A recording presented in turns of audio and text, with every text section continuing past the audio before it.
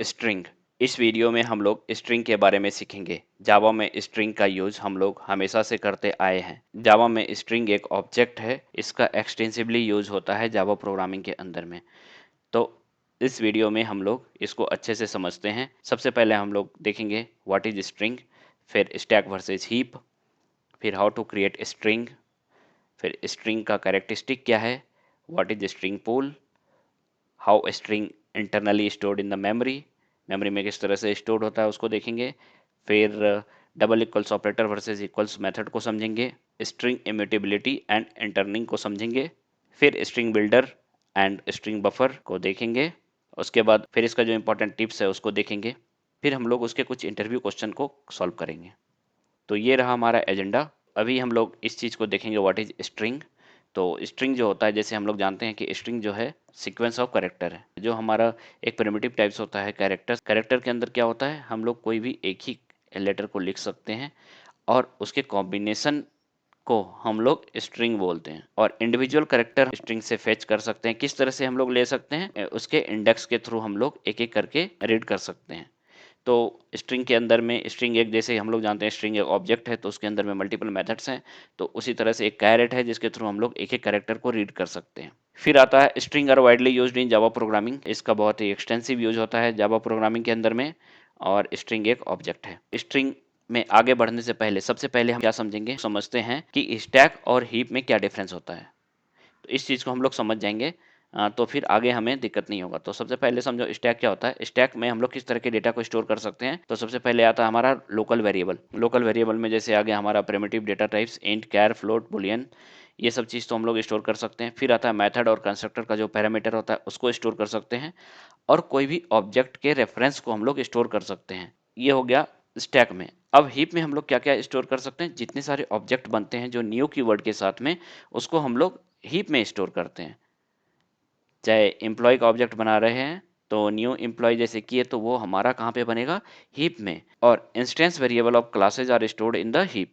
तो instance variable जैसे employee का जो इंस्टेंस वेरिएबल है, जैसे एम्प्लॉय आईडी हो गया, एम्प्लॉय नेम हो गया, क्लास के अंदर में जो लिखते हैं वो हमारा हो गया इंस्टेंस वेरिएबल। और इंस्टेंस वेरिएबल कहाँ पे स्टोर होता है, वो होता है हमारा हीप के अंदर में। तो ये चीज़ समझ में आएगा। लोकल वेरिएबल जो होगा वो स्टैक में होगा और इंस्टेंस वेरिएबल जो होगा हीप में होगा।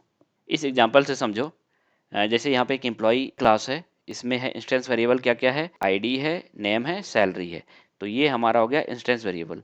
और ये जो है ये हमारा कंस्ट्रक्टर हो गया। इसके थ्रू हम लोग डेटा जो भी सेट करेंगे वो हमारा सेट हो जाएगा इंस्टेंस वेरिएबल में। एम्प्लॉय को हम लोग यहाँ से रीड कर रहे हैं, उसका आईडी, नेम एंड सैलरी। और यहाँ पे जो है हमारा मैन मेथड में हम लोग यहाँ पे वैल्यू सेट कर दिए हैं और फिर हम लोग डिस्प्ले को कॉल कर रहे हैं।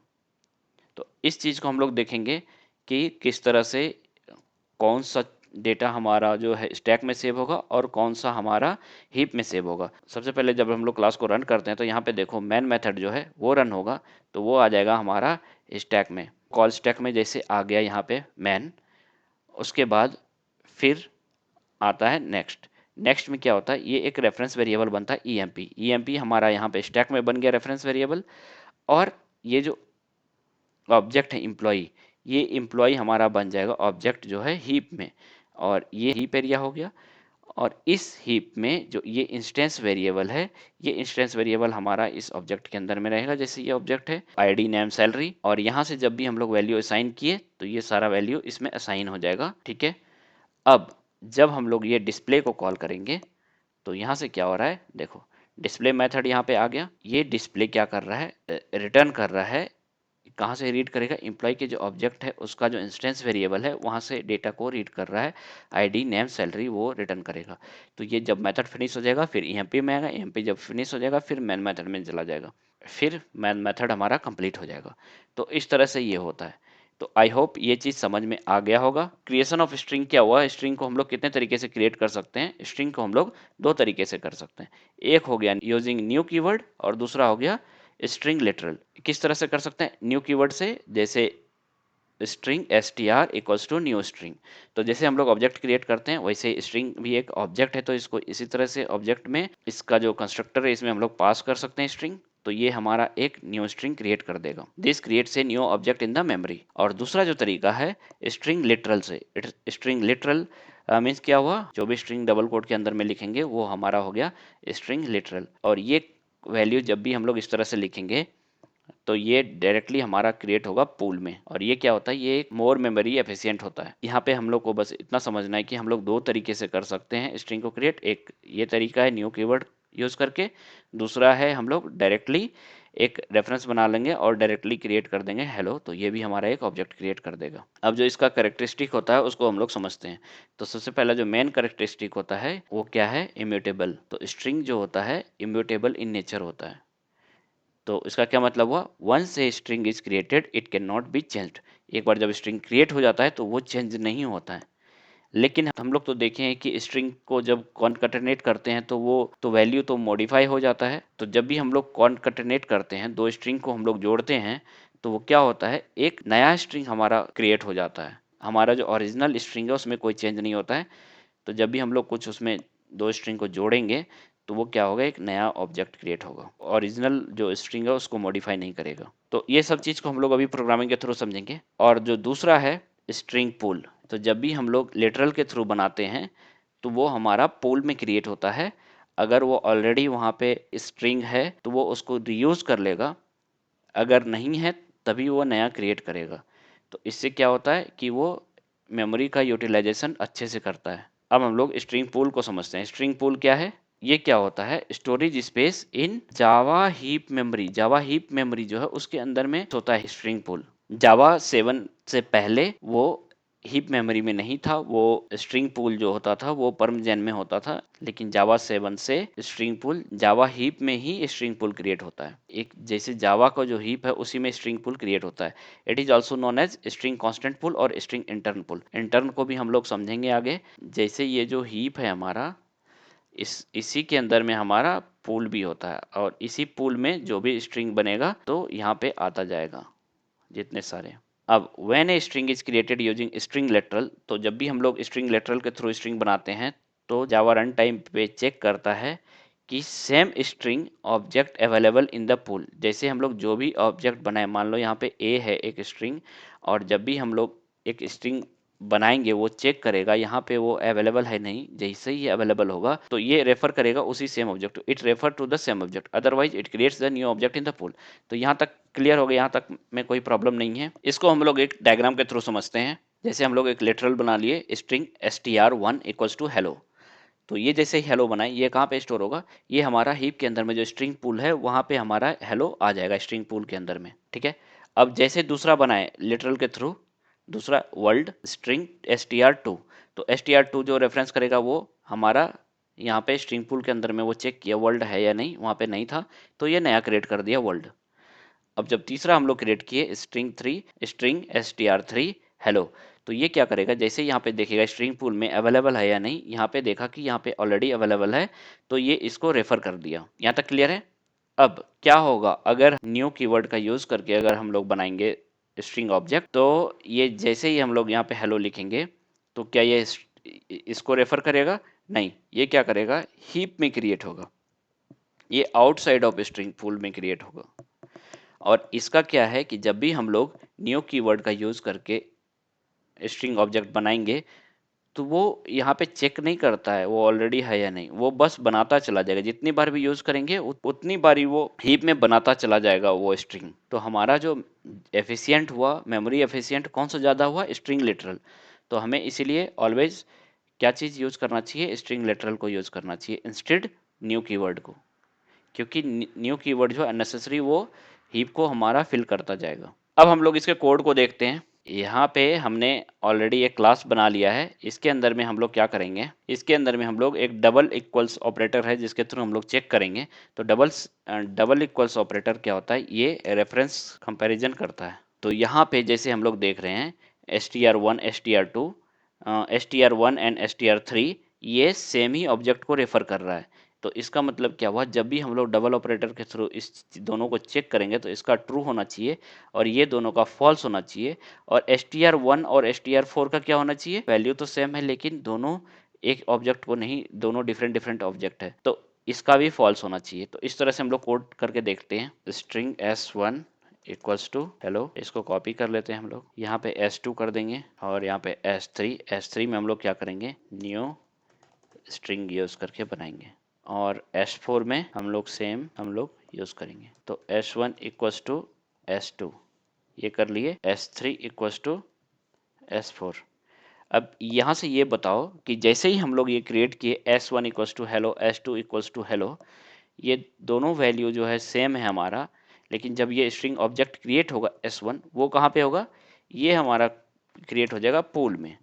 और दूसरा जो होगा S2, ये कहाँ क्रिएट होगा, ये भी हमारा हो जाएगा पूल में। लेकिन ये क्या नया क्रिएट होगा, नहीं, जो ऑलरेडी हमारा क्रिएट हो चुका है पहले वो चेक करेगा ये है कि नहीं, ये ऑलरेडी यहाँ पे क्रिएट हो चुका है, तो S2 सिंपली इसको रेफर करेगा, तो ये भी हमारा पूल में ही रहेगा।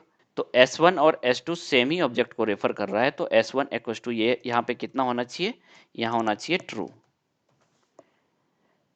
अब S3 में चलते हैं। जैसे ही हम लोग ये न्यू कीवर्ड का यूज करेंगे तो ये हमारा पूल के बजाय कहाँ पे क्रिएट करेगा, ये हमारा क्रिएट होगा तो ये हीप में क्रिएट हो जाएगा। और ये जो दूसरा होगा S4, ये कहाँ क्रिएट होगा हमारा, ये भी एज ए डिफरेंट ऑब्जेक्ट हमारा हीप में ही क्रिएट होगा। ठीक है, तो यहाँ पे हीप में हमारा दो ऑब्जेक्ट क्रिएट हो जाएगा, एक S3 रेफर करेगा, दूसरा S4 रेफर करेगा उसको। लेकिन जब हम लोग S3 S4 को इक्वल्स करेंगे तो क्या ये सेम होगा, नहीं, ये फॉल्स हो जाएगा, क्योंकि यहाँ पे डिफरेंट डिफरेंट ऑब्जेक्ट हो गया है हीप के अंदर, बट यहाँ पे सेम ही ऑब्जेक्ट को दोनों रेफर कर रहा है। ठीक है, यहाँ तक में कोई प्रॉब्लम नहीं है। अब जब हम लोग इसको रन करेंगे तो क्या होगा, यहाँ पे जो भी लिखा हुआ वही उसी तरह से आउटपुट आना चाहिए। ये देखो, एक ट्रू आ गया, एक फॉल्स। ठीक है, हमारा जो एक्सपेक्टेशन था उसी की तरह आ गया वैल्यू। अब हम लोग क्या करते हैं, क्या S1 और S3 इक्वल्स होगा, तो जब हम लोग S1 एंड S3 को चेक करते हैं, S1 S3, तो ये भी नहीं होगा, क्योंकि एक हमारा पूल में बना हुआ है और एक हमारा हीप के अंदर बना हुआ है, दो अलग अलग ऑब्जेक्ट हैं। तो जैसे ही हमको इसको रन करेंगे तो ये भी हमारा वैल्यू फॉल्स आ जाएगा। अगर इस तरह का क्वेश्चन आएगा तो आप लोग आसानी से इस चीज़ को बता सकते हो। तो हम लोग इस चीज़ को कोडिंग के थ्रू समझ लिए, और इससे रिलेटेड अगर कोई भी क्वेश्चन आएगा तो हम लोग आसानी से बता सकते हैं कि कौन सा इक्वल होगा कौन सा नहीं होगा। तो हमें पता चल गया है कि क्यों, अगर ये इक्वल होगा तो क्यों होगा और ये नहीं होगा तो क्यों नहीं होगा। हम लोग यहाँ पे देखते हैं double equals operator versus equal method. तो इसमें क्या होता है, डबल इक्वल्स ऑपरेटर जो होता है वो होता है हमारा रेफरेंस कंपैरिजन के लिए, हम लोगों ने अभी देखा।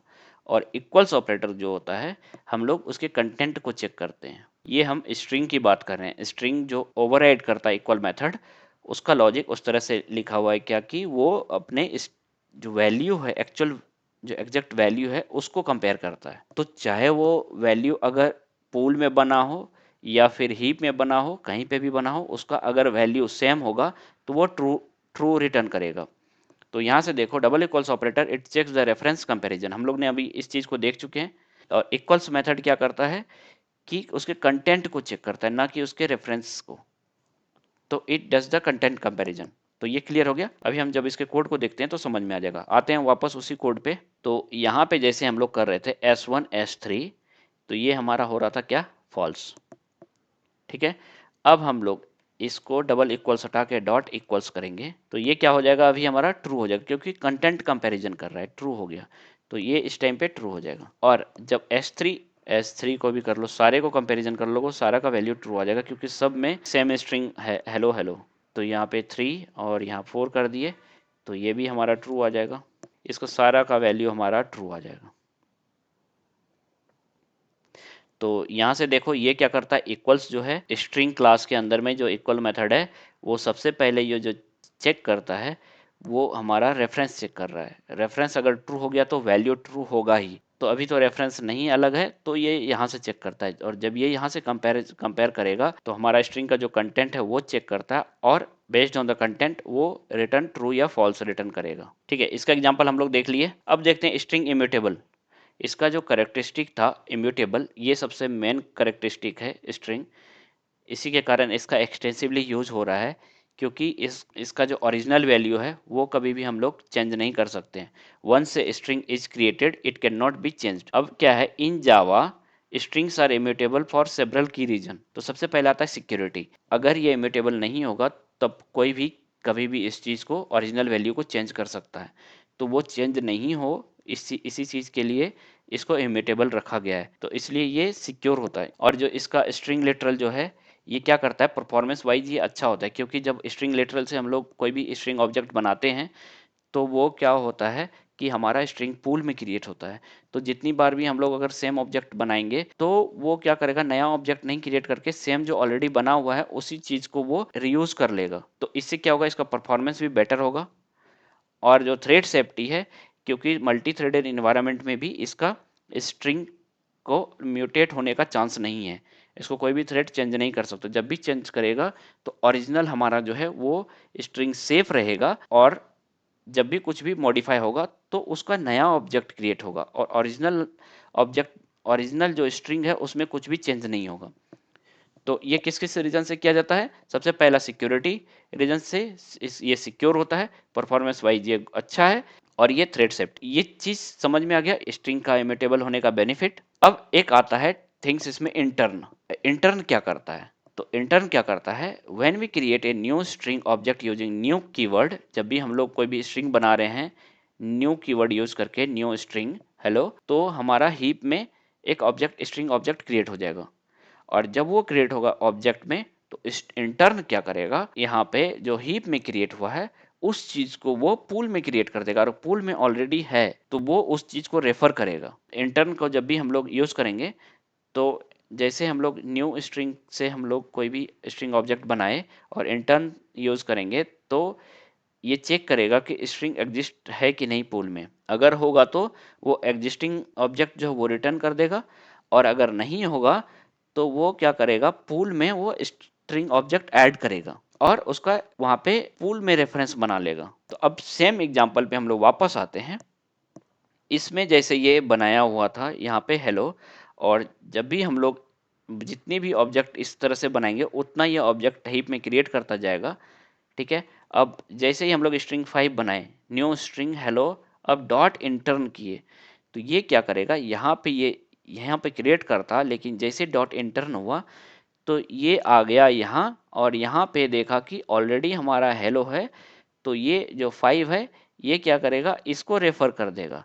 यहाँ देखो इस तरह से ये रेफर हो गया। अब बताओ ये str5, पहले str5 और str1 इक्वल्स नहीं था, अब str5 str1 इक्वल्स हो गया, str5 str2 इक्वल्स हो गया, नहीं str5 str3 इक्वल्स हो गया। इस तरह से ये दोनों इक्वल्स हो गया, इसका जो रेफरेंस है str5 str1 str3 का सेम ही हो गया। तो इंटर्न का बेनिफिट हम लोग समझ लिए कि हम लोग अगर इस चीज़ का यूज़ करें तो हम लोग इंटर्न लगा सकते हैं, और अगर हम लोग डायरेक्टली लिटरल का यूज़ करें तो वो स्ट्रिंग पूल में बनाएगा ही, तो इंटर्न लगाने का कोई मतलब नहीं है इसमें। तो हम लोग कोड में आके इसको देखते हैं। अभी जो हम लोगों ने देखा था इसको हटा देते हैं, इक्वल्स से तो वो सेम होगा ही, अगर कंटेंट सेम होगा तो हमें देखना है डबल इक्वल्स ऑपरेटर का यूज़ करके, और एक बना लेते हैं s1 इक्वल्स टू s4। तो जब हम इसको रन करेंगे तो क्या आएगा हमारा, ये एक ट्रू आएगा और दोनों फॉल्स आएगा। तो ट्रू फॉल्स फॉल्स आ गया, ये हमारा आ गया फॉल्स, यहाँ लिख देते हैं। अब जब हम लोग यहाँ पे, और हाँ एक चीज़, इस चीज़ को इग्नोर करना क्योंकि ये फोर्स करेगा, ये सोनार लिंट का एक्सटेंशन है वो इसको फोर्स करेगा कि इसको हटाने के लिए, डायरेक्ट लिटरल का यूज़ करने के लिए। तो हम लोग इस चीज़ को अभी सीख रहे हैं इसलिए हम लोग यूज़ कर रहे हैं। तो यहाँ पे क्या होगा, जैसे ही हम लोग किए ये फॉल्स फॉल्स हो गया। अब हम लोग क्या करेंगे, यहाँ पे डॉट इंटर्न यूज़ कर देंगे।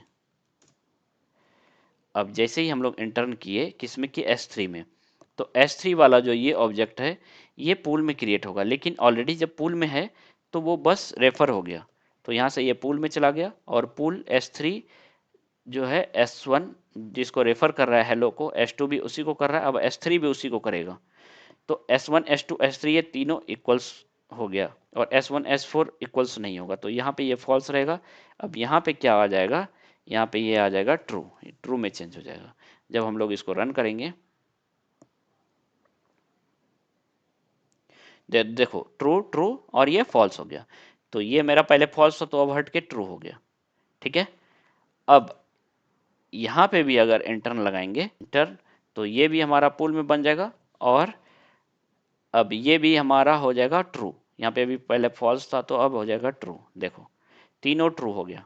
तो आई होप ये तीनों अच्छे से समझ में आ गया, string literal, new string and intern. इससे रिलेटेड अब कोई भी क्वेश्चन पूछा जाएगा तो आप लोग आसानी से बता सकते हो। तो ये हम लोग समझ गए अच्छे से, तो ये समझ में आ गया होगा। और ज़्यादा कुछ है नहीं इसमें कई सारे इंटरनल मेथड है जो कि हम लोग जब यूज़ करेंगे तो समझ में आ जाएगा। और लास्ट में ऐसे भी हम लोग जावा के इंटरव्यू क्वेश्चन कवर करने वाले हैं, तो उसमें उसके इंपॉर्टेंट मेथड जो है वो कवर हो जाएंगे।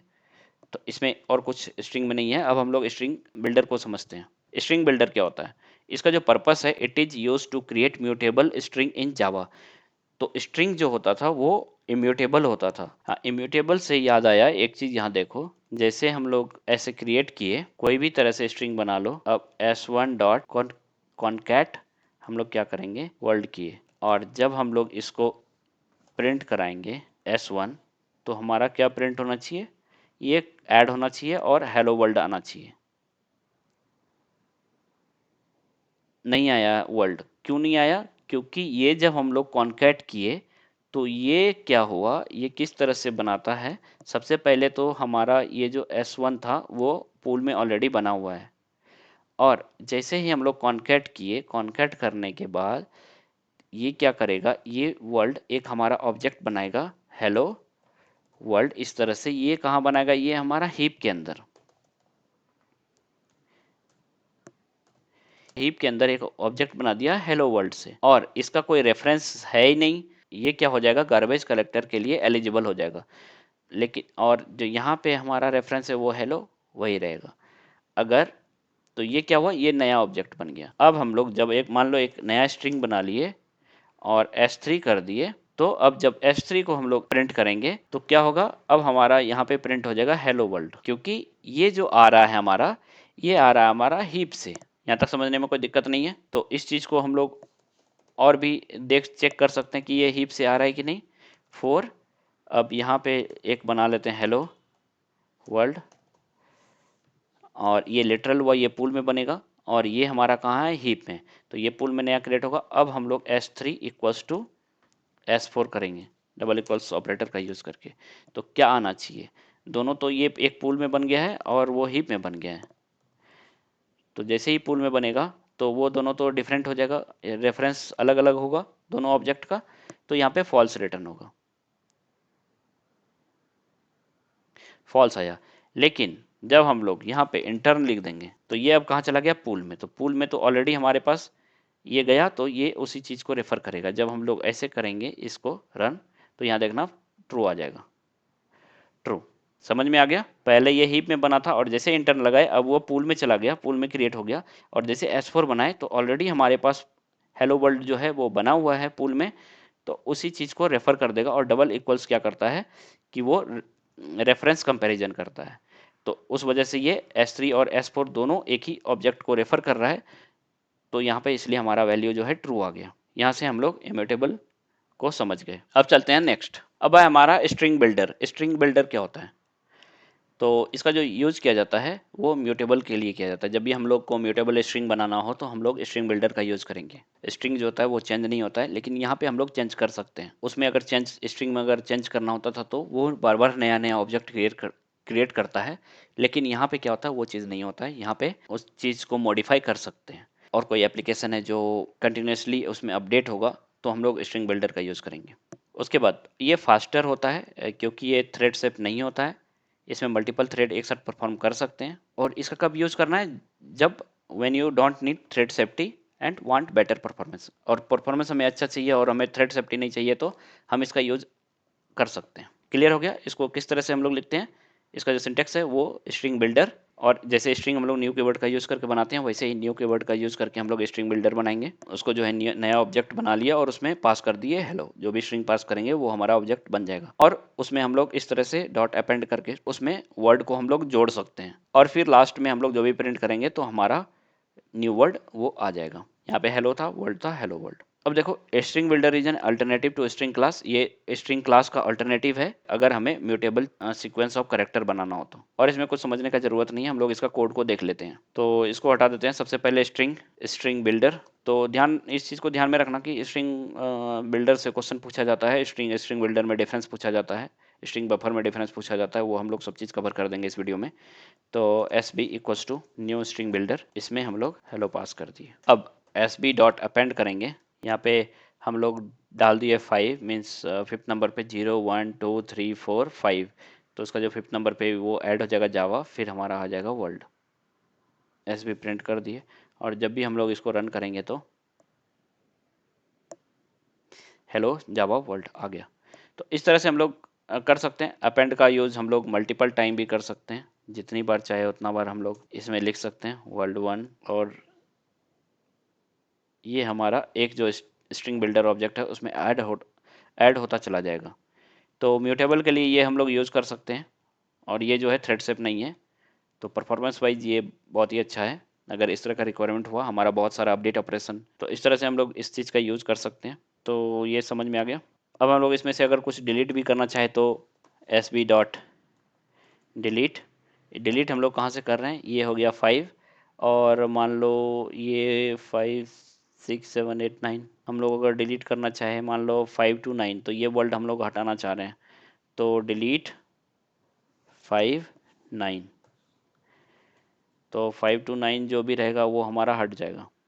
5 हो गया, 6 7 8 9। अब देखो यहाँ पे क्या प्रिंट हो रहा है, फिर से एस बी प्रिंट कराए हम लोग।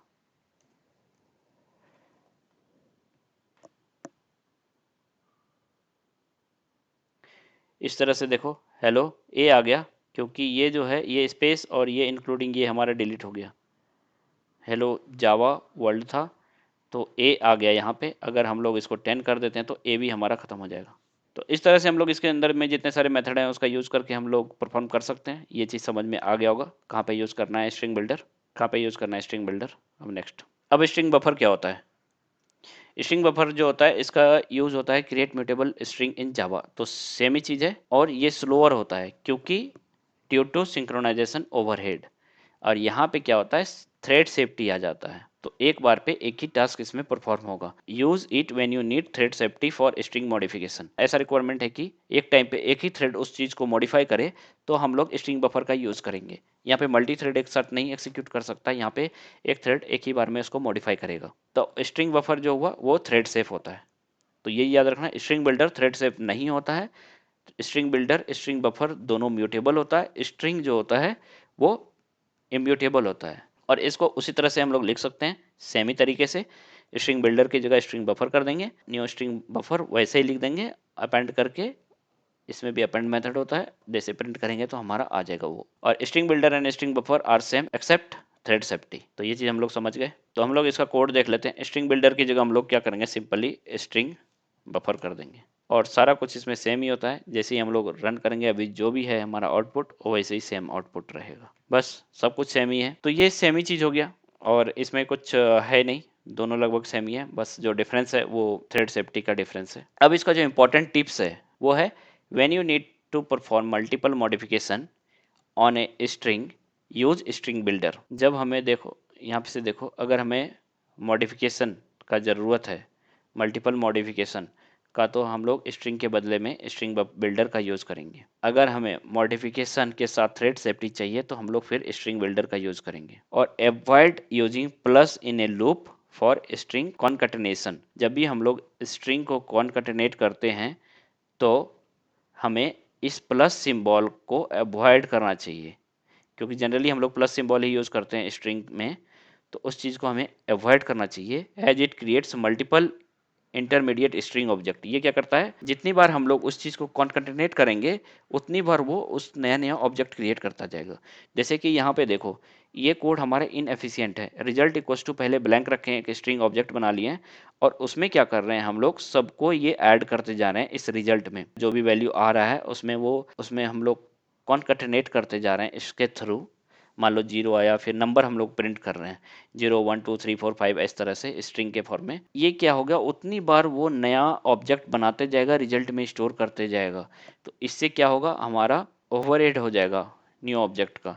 तो इस चीज़ को हमें अवॉइड करना चाहिए। तो इसको हम एफिशिएंट वे से कैसे लिख सकते हैं, इस तरह से स्ट्रिंग बिल्डर का यूज़ कर सकते हैं। समझ में आ गया। तो ये बस अपेंड करता चला जाएगा, एक ही ऑब्जेक्ट रहेगा उसी में अपेंड करता जाएगा। अब use string literal instead of new string to save memory. हम लोग स्ट्रिंग लिटरल का ही यूज़ करना चाहिए, इसलिए हमारा इंटेलिजे पे जो वार्निंग दे रहा था वो बोल रहा था क्या कि स्ट्रिंग लिटरल का यूज़ करने के लिए इंस्टेड ऑफ न्यू स्ट्रिंग। ठीक है, अब हम लोग कुछ इंटरव्यू का कोडिंग देख लेते हैं। जैसे हमें कोडिंग लिखने के लिए आता है स्ट्रिंग से रिलेटेड, जैसे होता है write a program to reverse order from string. जैसे हेलो वर्ल्ड इस तरह से लिखा हुआ है, तो ये वर्ड हमारा एज इट इज ही रहेगा, लेकिन ये जो है इसका चेंज हो जाएगा सीक्वेंस। तो हेलो वर्ल्ड, वर्ल्ड पहले आ जाएगा, फिर हेलो बाद में आ जाएगा, इस तरह से। Write a program to reverse each word in the string. तो अब जैसे हेलो है, ये चेंज नहीं होगा, इसका जो हेलो का जो है पोजीशन वहीं पे रहेगा, बस ये यहाँ पे रिवर्स हो जाएगा और वर्ल्ड भी रिवर्स हो जाएगा। तो यहाँ पे हेलो सेम है, वो रिवर्स हो गया है और इसका पोजीशन चेंज नहीं होगा वर्ड का। और यहाँ पे क्या हुआ, ये रिवर्स नहीं हुआ, पोजीशन उसका रिवर्स हो गया। ठीक है।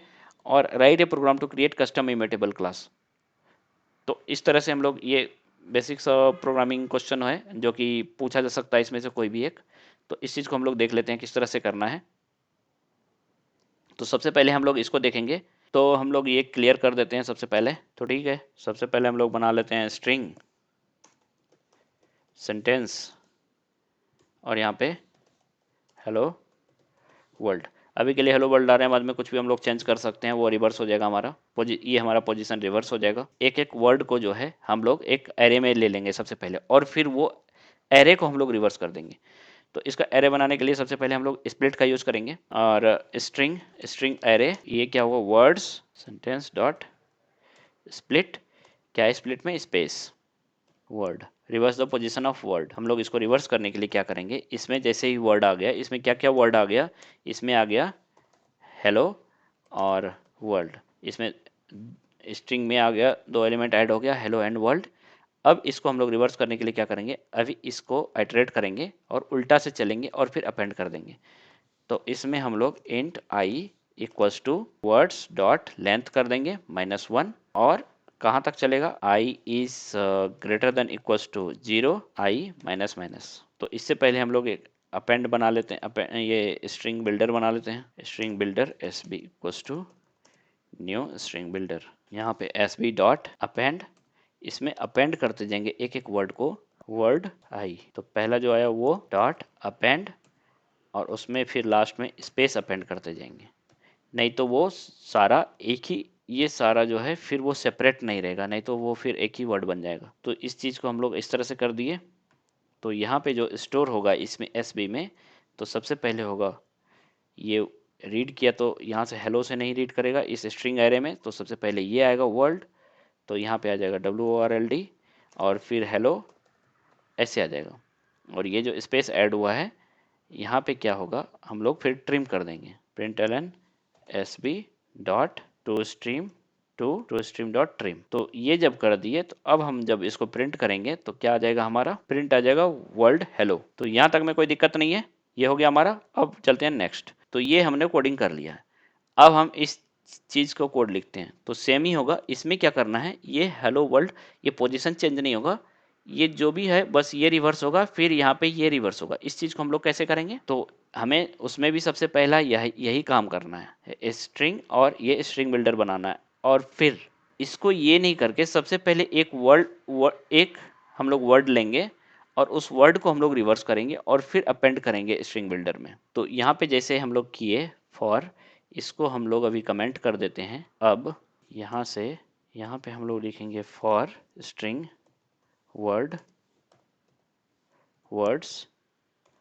अब एक एक वर्ड लेंगे और उसको रिवर्स करेंगे, उसके पोजीशन को हम लोग चेंज नहीं कर देंगे। तो एक काम करते हैं, इसमें रिवर्स स्ट्रिंग के अंदर में ये वर्ड है, वर्ड को हम लोग स्ट्रिंग बिल्डर में पहले कन्वर्ट करेंगे, स्ट्रिंग बिल्डर, और इसमें वर्ड पास करेंगे और फिर यहाँ से इसको रिवर्स करेंगे, क्योंकि रिवर्स हमारा जो है इसके अंदर में नहीं प्रेजेंट है, स्ट्रिंग बिल्डर के अंदर में है, तो हम लोग इस तरह से कर सकते हैं। और फिर डॉट, ये रिवर्स हो गया, और डॉट ये टू स्ट्रिंग में हम लोग कन्वर्ट कर सकते हैं। तो ये जो रिवर्स वर्ड आया हमारा आ गया, पहला जो वर्ड आएगा वो रिवर्स हो जाएगा, OLLEH ऐसे हो जाएगा। तो ये रिवर्स वर्ड में आ गया। अब इस वर्ड को हम लोग जो ये है स्ट्रिंग बिल्डर SB, उसमें अपेंड कर देंगे। क्या करेंगे, रिवर्स वर्ड और डॉट अपेंड स्पेस, बस सिंपल सेम ही जिससे यहाँ पे किए थे वो अपेंड कर दिए। अब हम लोग इस तरह से ट्रिम कर देंगे। जब इसको प्रिंट करेंगे हम लोग, यहाँ पे देखो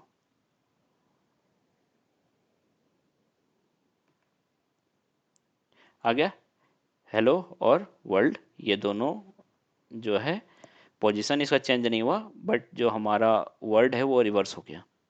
तो इस तरह से क्वेश्चन पूछा जा सकता है।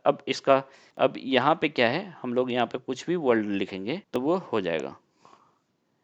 जैसे subscribe to my channel, subscribe to my channel, अगर इस तरह से लिख दिए तो ये अब ये यहाँ पे देखो ये भी हमारा रिवर्स हो गया। ये हो जाएगा इस तरह से टू माई चैनल, ये सब एक एक वर्ड जो है रिवर्स कर दिया। ठीक है, और इसमें कुछ नहीं था हमारा जो ये क्वेश्चन आता है, write a program to create custom immutable class, इस चीज़ को हम लोग देखते हैं। ये दोनों हमें समझ में आ गया है। तो सबसे पहले एक एग्जांपल ले लेते हैं हम लोग। एक पर्सन, एक यहाँ पे क्या करेंगे, एक पर्सन का क्लास बना लेंगे। तो सबसे पहले जो क्लास होगा वो फाइनल होगा, और यहाँ पे हम लोग कोई भी सेटर नहीं बनाएंगे, और जितना भी एट्रीब्यूट होगा वो एट्रीब्यूट प्राइवेट फाइनल इंस्टेंस होगा, इंस्टेंस वेरिएबल, और इसमें कोई भी सेटर वैल्यू नहीं होगा, नो सेटर। तो हम लोग एक सिंपल सा क्लास बनाएंगे यहाँ पे, पर्सन क्लास। तो हम लोग क्या करते हैं, मेरे पास क्लास बना हुआ है, हम उसको कॉपी कर लेते हैं टाइम सेव करने के लिए, पेस्ट कर लिया है। इस चीज़ को अच्छे से ध्यान दो। जैसे हम लोग क्लास बना लिया फाइनल क्लास पर्सन, और इसमें प्राइवेट फाइनल स्ट्रिंग एक नेम बना लिए, एज बना लिए। दोनों जो इंस्टेंस वेरिएबल है वो क्या हो गया हमारा, दोनों जो इंस्टेंस है वो क्या हो गया हमारा, प्राइवेट फाइनल। अब इस चीज़ को डायरेक्टली कोई एक्सेस नहीं कर सकता है, और जैसे ही हमारा फाइनल है, मतलब इसका हम लोग इंस्टेंस नहीं बना सकते हैं। यहाँ पे हम लोग पर्सन एक पैरामीटराइज कंस्ट्रक्टर बना लिए हैं, जिसके थ्रू हम लोग वैल्यू सेट कर रहे हैं। तो जब भी न्यू का यूज़ करेंगे तभी हमारा वैल्यू सेट होगा। और ये सब है बाकी रीड करने के लिए, और हम लोग को अगर देखना हो तो डायरेक्ट इसका प्रिंट करा के वैल्यू चेक कर सकते हैं। तो इसका हम वैल्यू गेट कर सकते हैं, लेकिन हम लोग सेट नहीं कर सकते हैं, हम लोग बस क्रिएट कर सकते हैं न्यू कीवर्ड का यूज़ करके। जब हम लोग कंस्ट्रक्टर को कॉल करेंगे तभी हमारा वैल्यू सेट होगा, नहीं तो नहीं होगा। जब भी हम लोग क्रिएट करेंगे तो यहाँ पे न्यू ऑब्जेक्ट हमेशा जितनी बार भी कॉल करेंगे, वैल्यू नया वैल्यू अगर सेट करना होगा तो नया नया ऑब्जेक्ट वो क्रिएट होता जाएगा। तो यही है एक हमारा सिंपल पर्सन क्लास। इसको हम लोग एक और करली ब्रैकेट दे दिए, अब हो गया। अब यहाँ पे हम लोग कैसे मेन में इसको हम लोग कॉल करते हैं। तो सबसे पहले पर्सन का हम लोग ऑब्जेक्ट बना लेंगे, न्यू पर्सन। इसमें हम लोग वैल्यू पास कर देते हैं, एज एंड नेम हम लोग पास कर दिए, और जब हम लोग प्रिंट कराएंगे पर्सन तो हमारा प्रिंट हो जाएगा, क्योंकि इसमें हमारा टू स्ट्रिंग है तो ये हमारा प्रिंट हो जाएगा वैल्यू। तो यहाँ पे हम लोग देख सकते हैं। और इसमें सेट करने का कोई तरीका है नहीं, हम लोग इसमें कुछ भी सेट नहीं कर सकते हैं, क्योंकि कोई भी गेटर मेथड सेटर मेथड है नहीं इसमें। पर्सन डॉट सेट, सेट करने के लिए कुछ नहीं है। तो ये हमारा इम्यूटेबल क्लास का एग्जांपल हो गया। अगर इस इंटरव्यू में इस तरह से पूछा जाए कि एक हमें इम्यूटेबल क्लास बना करके दो, तो सिंपल ये बेसिक सा एग्जांपल यूज़ कर सकते हो। तो याद रखना ये फाइनल, और ये जो इंस्टेंस रहेगा प्राइवेट फाइनल रहेगा, और इसमें कंस्ट्रक्टर रखना जिसके थ्रू हम लोग वैल्यू सेट करेंगे, और बाकी सेट को इससे रिमूव कर इसमें गेटर मेथड रखना है, और सेटर को इम्प्लीमेंट नहीं करना। बस हो जाएगा हमारा इम्यूटेबल क्लास।